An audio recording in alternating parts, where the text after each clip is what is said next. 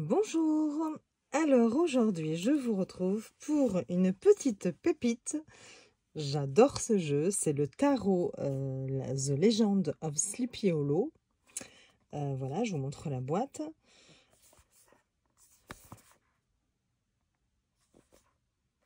Qui s'ouvre comme ceci. Donc voilà, une très belle boîte. Alors, c'est de Nick Lawyer. Je pense pas qu'il y ait d'autres indications. Alors moi, je l'ai acheté sur le Salon des Arcanes, mais il est déjà en rupture de stock. Je pense qu'il y a moyen après de se le procurer ailleurs. Dedans, vous avez un petit livre, comme ça. Voilà, tout en couleur. Donc c'est plutôt agréable. Tout en anglais aussi. Ça l'est un peu moins. Donc voilà. Alors, je vais vous montrer d'abord le livre un petit peu. Là, vous avez des remerciements. La table des matières. Je vous montre, hein, voilà. Et au sujet, à propos de ce jeu.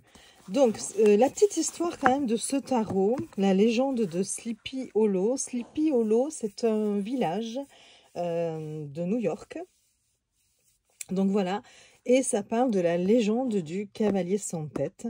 C'est un fantôme qui hante les lieux. Alors le cavalier sans tête, c'était un mercenaire allemand qui avait été engagé par les Britanniques pour combattre durant la guerre d'indépendance, de l'indépendance des États-Unis.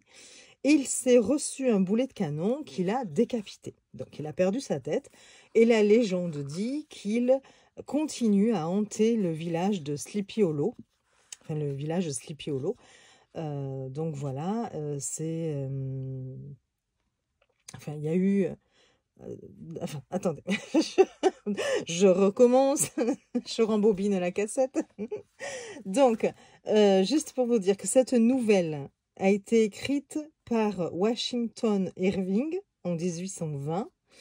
Et il y a eu de nombreuses adaptations depuis, notamment un film de Tim Burton en 1999. Voilà. Et dans la nouvelle de Washington Irving, le personnage principal, c'est Ichabod Crane, qui est un maître d'école, je crois, il me semble, et qui arrive donc dans Sleepy Hollow. Il va tomber sous le charme de Katrina Van Tassel, je ne sais pas comment on dit, enfin sous son charme, mais aussi sous l'appât de son argent, puisque c'est la fille d'un riche fermier, me semble. Je ne sais plus s'il est fermier ou pas. Enfin, en tout cas, il possède une des fermes, une ferme, et il est très très riche. Et donc, il convoite cette Katrina, mais face à lui, il y a un rival, et c'est Brom Bones, je ne sais plus, on va regarder après dans le bouquin. Donc voilà, enfin, je suis désolée, c'est un peu confus, mais c'est juste pour vous dire un petit peu la petite histoire de ce tarot. Et donc, on va avoir dans l'interprétation des cartes un petit peu des morceaux de cette histoire. Il y a un côté narratif dans ce tarot. Voilà, ça suit, tout en suivant quand même le Rider-Waite-Smith. Voilà. Et moi, franchement, c'est un coup de cœur. Je ne le connaissais pas avant. Et quand je l'ai reçu, mais je me suis dit, ah non, je crois qu'il va faire partie de mon top 5 sans problème. Hein. Donc voilà. Alors, on va d'abord parler du bouquin rapidement quand même. Je vais vous dire juste à propos de ce jeu ce qui est dit. Donc j'ai fait la traduction. Donc on vous dit, la légende de Sleepy Hollow raconte l'histoire du maître d'école Ichabod Crane, je ne sais pas si je le dis bien, hein, mais bon, qui s'installe dans la petite ville néerlandaise de Sleepy Hollow à New York. Là, il apprend... Non, dans la petite ville néerlandaise, non. Enfin, c'est à New York. Là, il apprend la légende du cavalier sans tête qui hante la région. Voilà, il entend parler de cette légende. Le cavalier donc serait un soldat qui, pendant la guerre d'indépendance, eut la tête arrachée par un boulet de canon.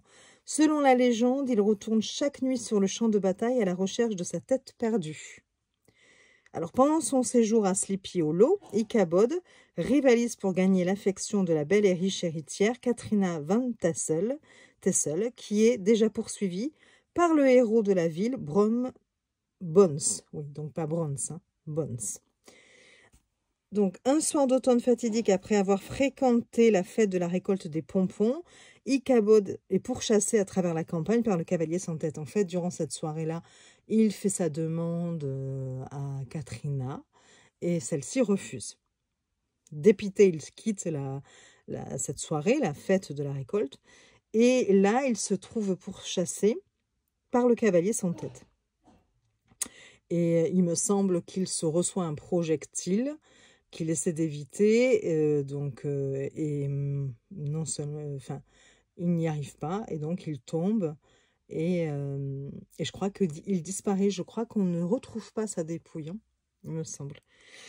Basé sur le roman gothique donc de Washington Irving, ce jeu comprend des personnages et des scènes supplémentaires relatifs à la culture locale, à l'histoire et au folklore de Sleepy Hollow et de la Nouvelle-Angleterre du XVIIIe siècle, ainsi que la nouvelle d'Irving, Le Diable et Tom Walker.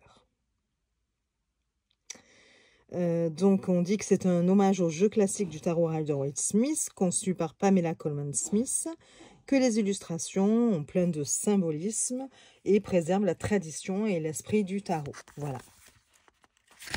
En gros. Donc là, c'est au sujet de l'auteur, comme de l'artiste.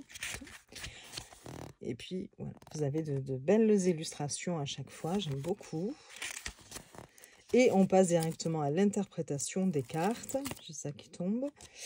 Donc là, le fou, vous avez la carte, l'illustration en pleine page. Hop. Et donc, on vous donne à chaque fois, vous avez la description, brève, hein, mais la description de la carte. On vous dit ce qu'elle représente, en gros. Et puis, après, le numéro, le titre, un petit résumé de l'illustration. Et puis, ou de la carte. Et après, des mots-clés à l'endroit et à l'envers. Alors, ça peut être succinct quand même, hein, vous voyez, des fois, on en a un peu plus en fonction de la carte, mais voilà. Et vous avez ça pour tous les arcanes majeurs. Et ensuite, on passe aux mineurs. Donc, toujours de belles illustrations. Voilà, la suite des bâtons. On vous montre toutes les cartes de la suite des bâtons. À chaque fois, vous avez ça pour toutes les suites. Et on passe donc après donc à l'as de bâton. Toujours pareil, une phrase qui vous dit ce que représente la carte. Et puis des mots-clés à l'endroit et à l'envers. Mais là, c'est beaucoup plus succinct que pour les arcanes majeurs. Voilà. Vous avez ça pour toutes les cartes. Après la suite de coupe, pareil, on vous montre toutes les cartes. Et toujours pareil. Et vous avez ça pour voilà, les épées, la même chose. Et pareil pour les pentacles. Voilà. Et à la fin, vous avez des tirages. Donc, les tirages... Attendez, je vais essayer de vous retrouver ça. Hop.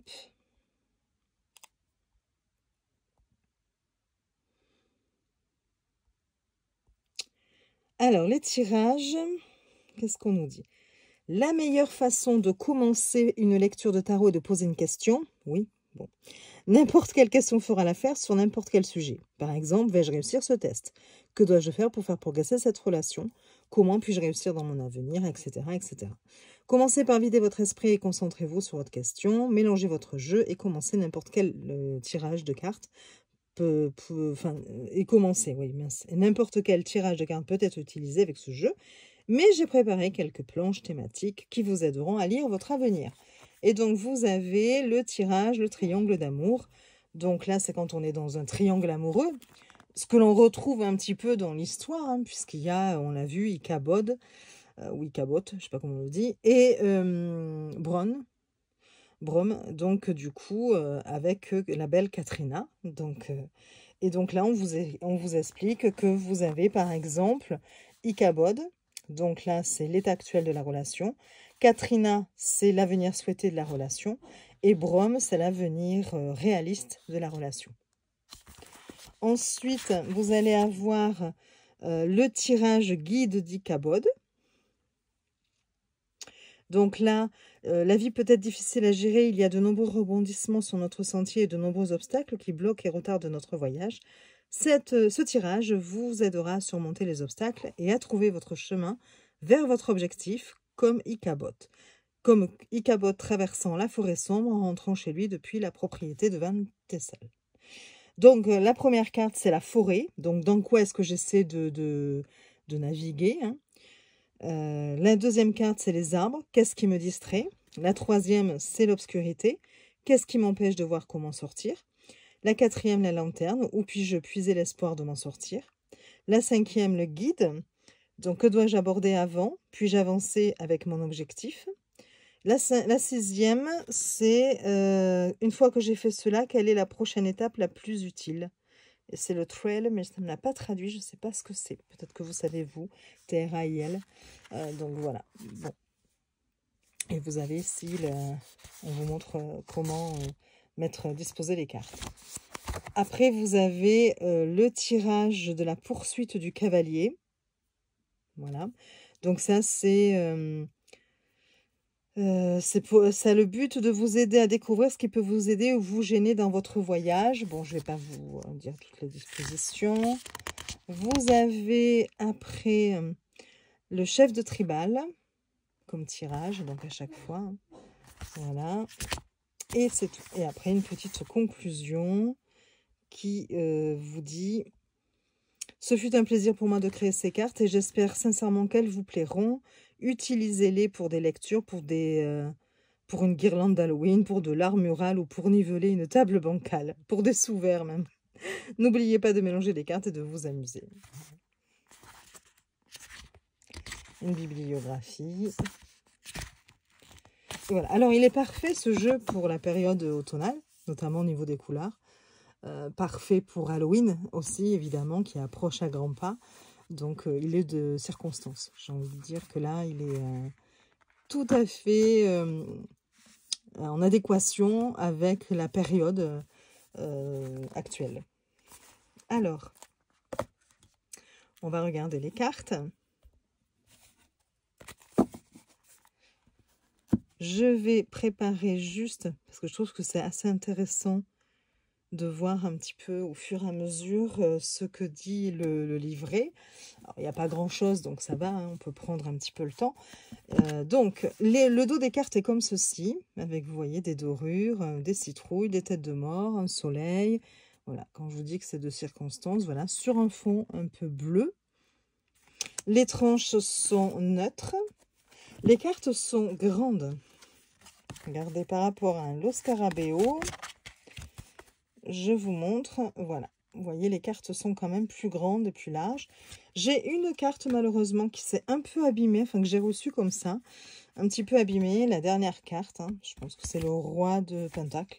Voilà, vous voyez, il y a un petit peu de couleur, là, ici, qui sur chaque coin. Ben, mais bon, c'est un petit peu dommage. Mais c'est pas grave, il y a pire.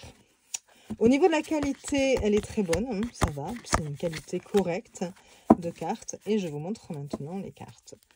Alors, il y a une bordure blanche, mais je trouve que ça va tout à fait avec ce jeu. Donc, ça ne me dérange pas.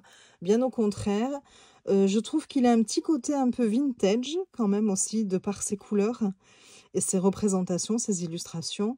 Et même s'il y a un encadrement blanc, de toute façon, comme les cartes sont plus grandes que les traditionnelles, hein, que les cartes de tarot classiques, eh bien, vous avez quand même à peu près la même taille d'illustration. On peut vraiment profiter des illustrations malgré tout. Donc, par exemple, là, le fou, on vous dit que c'est justement Ichabod Crane qui arrive dans la ville de Sleepy Hollow, inconscient des périls qui l'attendent. Et ça fait vraiment l'histoire quand même aussi, hein. Donc, on vous dit après en texte que Ichabod vient chercher un emploi en tant que nouveau maître d'école de la ville. Il est confiant, idéaliste, intelligent et imaginatif, mais extrêmement crédule et lâche. Bon, j'aime beaucoup. Une description dont on aurait tous envie d'avoir nous concernant, mais bon, voilà. Donc, après, vous avez les mots-clés, début, innocence, spontanéité, esprit libre. Donc, ça, c'est à l'endroit. Et renversé, c'est retenue, imprudence, prise de risque. Voilà. Alors, je ne vais pas vous dire les mots-clés pour toutes les cartes, on s'en fiche, hein. Donc, voilà, mais c'était un peu pour vous montrer pour une carte. Je vous dirai quand même un petit peu ce que ça peut représenter, juste. Donc voilà, moi déjà j'adore hein, celle-ci. Je dis, même les couleurs, j'adore ce jeu, franchement. Ensuite, vous avez donc le magicien. Et donc là, dans le magicien, on vous dit qu'il représente un chef amérindien âgé qui jette un enchantement, un sort, hein, ni plus ni moins. Et selon la légende, il organisa ses powwows avant que le pays ne soit découvert par le maître Hendrik Hunson. C'est certain, l'endroit continue toujours sous l'emprise d'un pouvoir sorcier qui exerce un sort sur l'esprit des bonnes personnes, les faisant marcher dans une rêverie continuelle. Ils sont adonnés à toutes sortes de croyances merveilleuses, sont sujets à des transes et des visions, voient fréquemment des choses étranges et entendent de la musique et des voix dans l'air. Voilà. Et donc ça, c'est de Irving en 1822. C'est limite un morceau de ses œuvres. Hein. Alors ensuite, vous avez la grande prêtresse.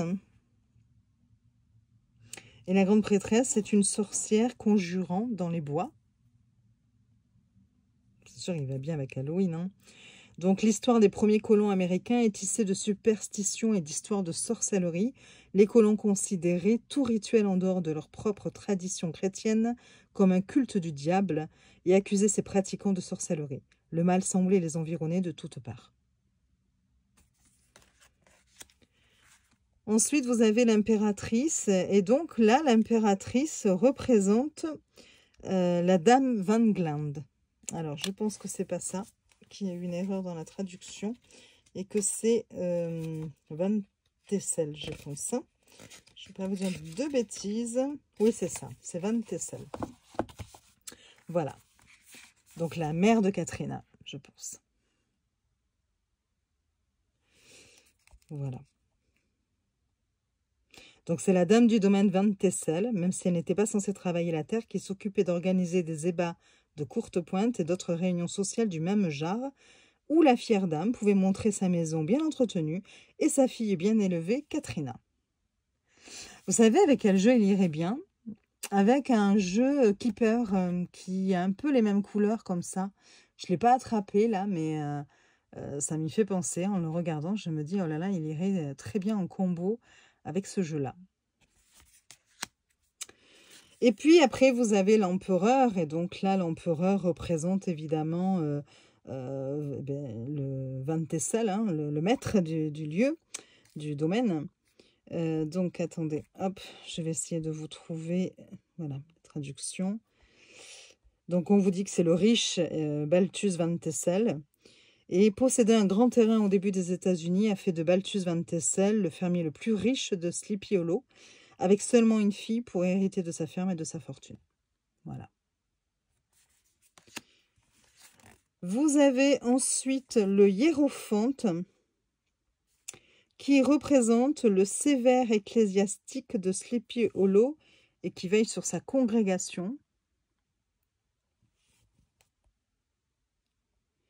Les Américains coloniaux étaient résolument religieux. Les sermons enflammés des prédicateurs protestants ont poussé les colons à craindre Dieu. L'accent mis sur le péché humain affectait tous les aspects de la vie quotidienne. Après, bien sûr, vous avez des mots-clés, comme toujours. Les amoureux, hein. Et donc là, on a justement Ichabod et Katrina qui dansent pendant la récolte de Van Tessel. Et là, derrière, vous avez ici, justement, comment il s'appelle, Brom Bones, qui mijote, enfin qui est jaloux, qui mijote dans un coin. Vous avez le chariot, donc c'est un agriculteur hein, qui laboure son champ. En prévision de l'hiver. Vous avez ensuite la force, donc on voit Bron Bones qui se bat contre un loup. Donc voilà, là on n'a pas un lion, mais on a un loup. Il s'appelle Abraham Bron Van Brunt. Et donc il avait une silhouette herculéenne et il a gagné le surnom de Bron Bones pour ses exploits de force et de robustesse. Vous avez ensuite l'ermite qui est représenté par, donc c'est une femme en blanc qui hante Ravenrock. Attendez, est-ce qu'on a des... Ravenrock, c'est un monument historique. Voilà. Qui est situé dans la réserve du parc d'État Rockefeller à New York. On l'entendait souvent crier les nuits d'hiver avant une tempête, après avoir péri là dans la neige. Et c'est encore une citation, enfin un morceau de l'œuvre de Irving, 1822. Vous avez ensuite la roue de fortune. C'est un vieux rouet hollandais.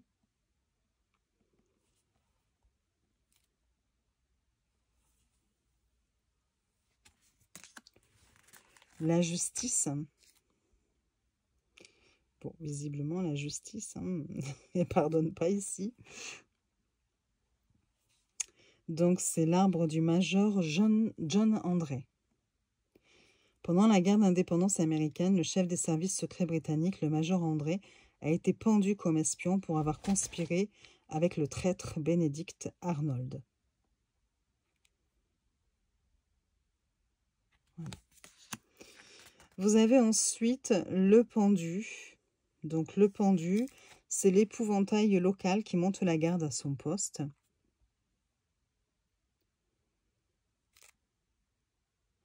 Ichabod est d'ailleurs décrit comme ayant un tel baggy, des vêtements flottants qu'on pourrait le prendre pour un épouvantail. Vous avez la mort, donc là, qui est représentée par le cavalier sans tête de Sleepy Hollow. Hein. Voilà, qui hante cette région. Vous avez ensuite la tempérance. Donc là, la tempérance, on voit une barmaid qui verse un verre d'eau.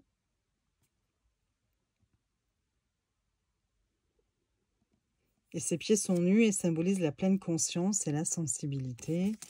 Vous avez ensuite le diable. Le diable, qui est également connu sous le nom de Old Scratch et qui est prêt à conclure un accord avec, je pense que c'est, attendez, je vous regarde ça, avec Tom Walker. Est-ce qu'on nous explique? Ah ben oui, mais Tom Walker, c'est Brown, non? On avait vu qu'il avait été renommé, si je dis pas de bêtises.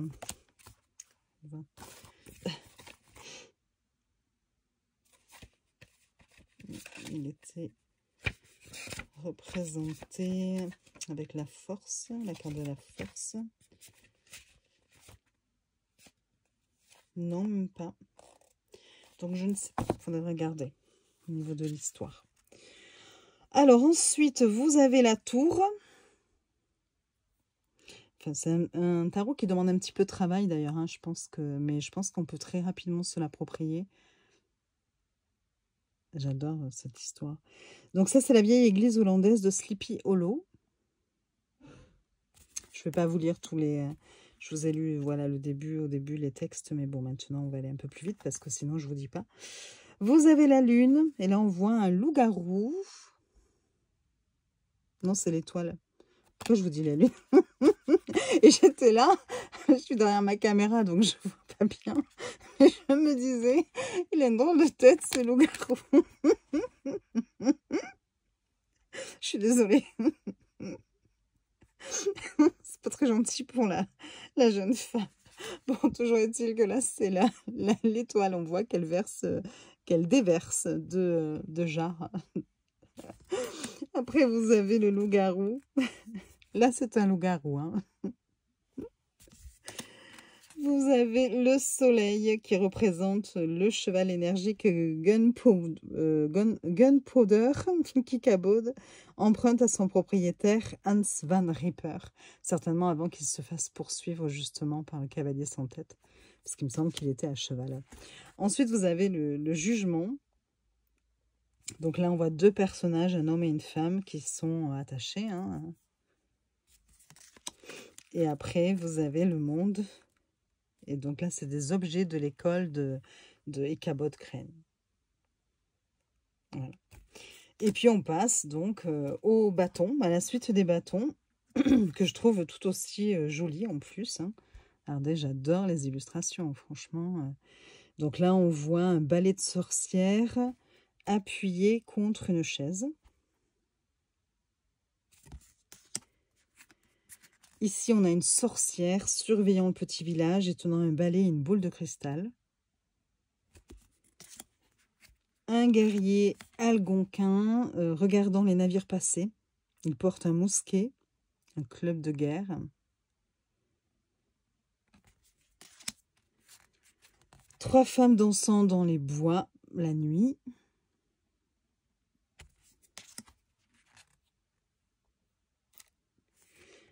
Là, c'est le 5 de bâton. C'est une femme faisant face à une foule en colère.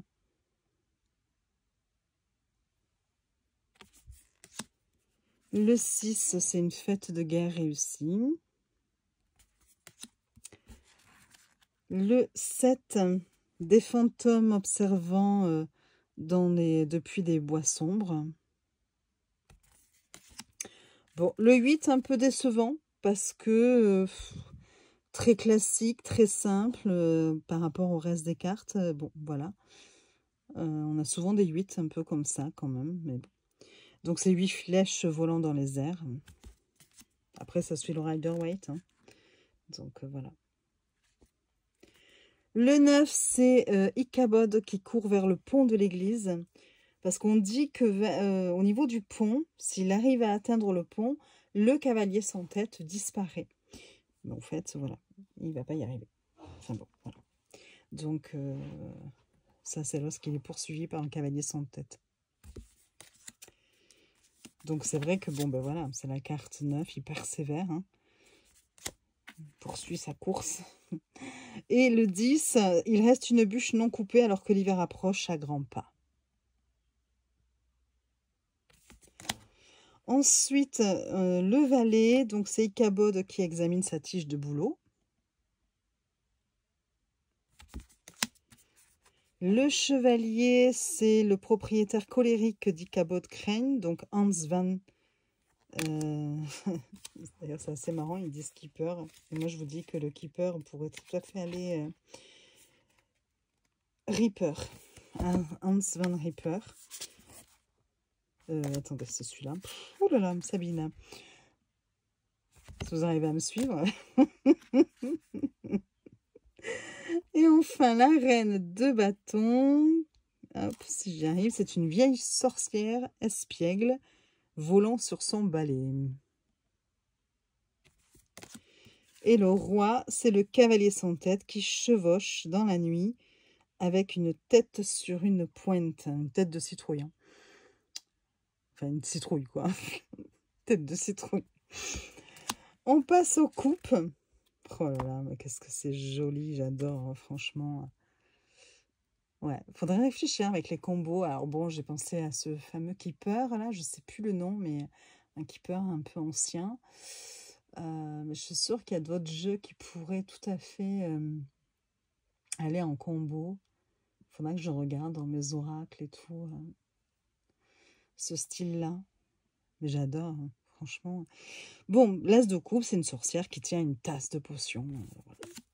Le 2 de coupe, c'est Ichabod et Katrina qui partagent une tasse de thé. J'espère que vous n'avez pas trop de reflets. Le 3, c'est des amis qui partagent un verre de bière. Hein. Enfin, une chope de bière, on va dire. Le 4 de coupe, c'est un homme qui refuse un verre et qui quitte la taverne.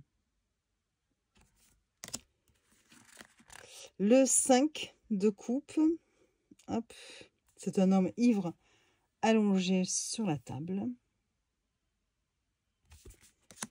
Le 6, c'est Ichabod et les vieilles épouses hollandaises qui partagent des histoires de fantômes. Le 7, c'est 7 coupes qui contiennent des cadeaux et des remèdes. Voilà. Katrina qui contemple ses prétendants. Oh oui, non, mais c'est vrai qu'il va tout à fait avec ce keeper. C'est dommage, là, je ne l'ai pas sorti.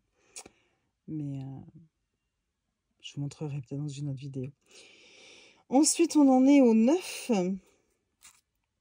9 de coupe, c'est Ichabod qui admire la collection de vaisselle Van Tessel. Le 10, c'est Brown Bone, c'est Katrina qui marchent ensemble.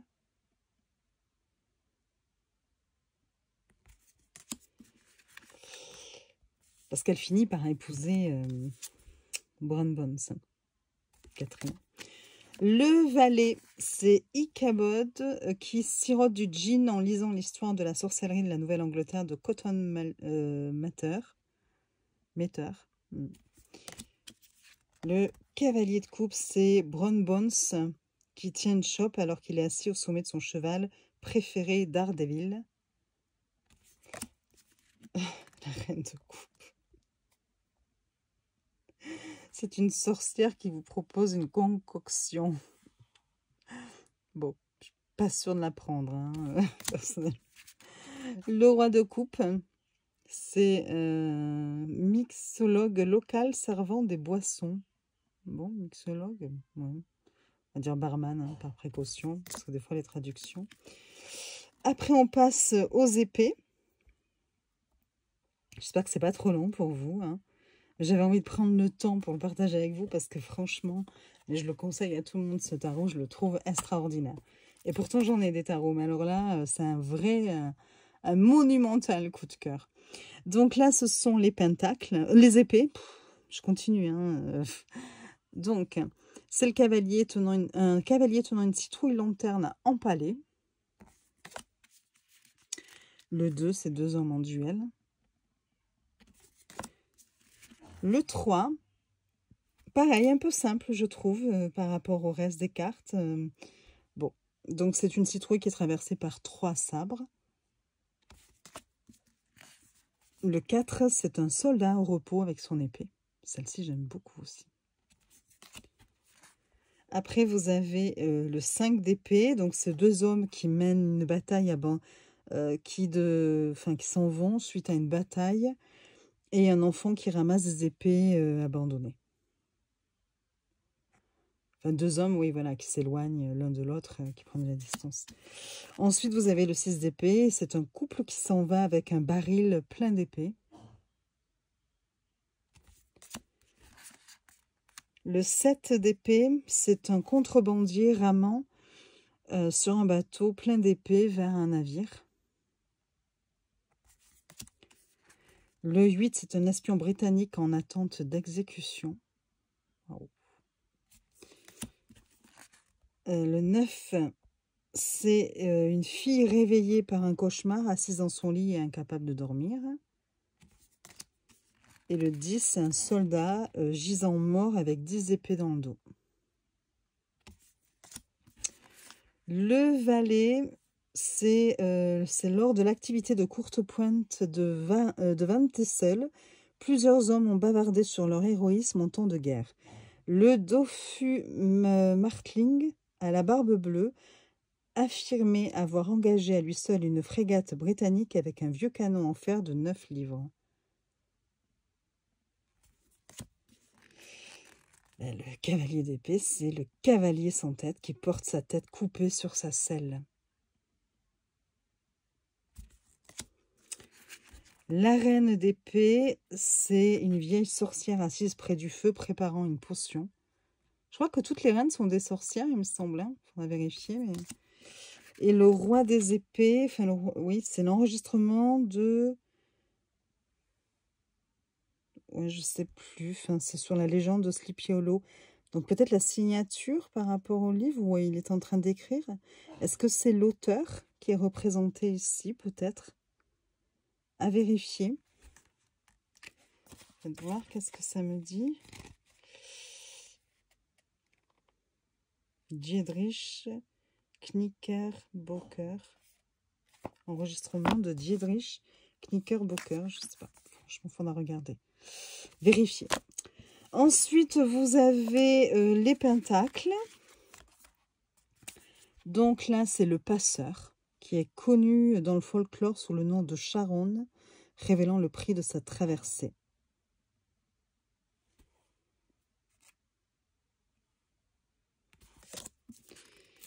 Là, vous avez le 2 de Pentacle. Attendez, hop, j'essaie de... Voilà, c'est un cadavre avec des pièces de monnaie couvrant les yeux. Super. Hein. Le 3, c'est 3 lanternes en étain, chacune représentant un pentacle. Le 4, c'est l'homme d'affaires prospère qui s'émerveille de sa richesse. Le 5, c'est un vagabond qui ne trouve pas d'abri. Le 6, c'est un homme distribuant des citrouilles sculptées. Le 7, c'est un arbre fruitier qui porte des pentacles. Hop, je fais passer ma page. On y arrive, on arrive à la fin. Si j'arrive, attendez, hop, voilà. Le 8, c'est un homme sculptant des citrouilles. Le 9, c'est Katrina Van Tessel qui inspecte son vignoble. Ensuite, le 10, c'est la grande fête des récoltes du manoir Van Tessel, durant laquelle il a fait sa demande, le maître d'école. Et enfin, donc là, c'est le valet de Pentacle, c'est le forgeron Brown Bones qui admire son travail. C'est un dessous de plat Pentacle. Le cavalier de Pentacle, c'est le cavalier sans tête tenant une citrouille lanterne Pentacle. La reine des Pentacles, c'est Katrina qui brode un pentagramme. Et enfin, en dernier, le roi de Pentacle, c'est Balthus Van Tessel qui supervise sa femme. Sa femme? Non, sa ferme. Je suis un peu dit quand même. Qui supervise sa ferme et pas sa femme. Peut-être aussi, j'en sais rien, mais... Donc voilà. Voilà pour les petites descriptions des cartes et la présentation. Enfin, je trouve ce tarot original, magique, et puis avec une touche de folklore. Enfin, vous voyez, il est... j'adore, avec ce côté un petit peu ancien aussi, vintage. Et bon, ben voilà, puis en plus, il va très bien avec la période de l'automne. Donc, je suis super contente. Je ne le connaissais pas du tout. Je ne sais pas si vous le connaissiez ou pas. Je n'avais jamais entendu parler avant de le voir là apparaître sur la boutique de Nicolas, du Salon des Arcanes. Et j'ai pas hésité. Dès que j'ai vu les cartes, je dis oh là là, mais je savais même pas qu'il existait ce tarot et je l'adore. Voilà. Voilà. Il va faire vraiment partie de mes chouchous, ce tarot. Je vais essayer de lui trouver un joli pochon dans le thème de l'automne, d'Halloween. Et puis voilà. Voilà. Eh bien, écoutez, j'espère que cette vidéo vous aura plu, même si c'était un petit peu comique par moment. Folklore, hein, ben voilà. Et puis, je vous souhaite une belle journée. Je vous dis à très vite pour de nouvelles vidéos et je vous fais des bisous.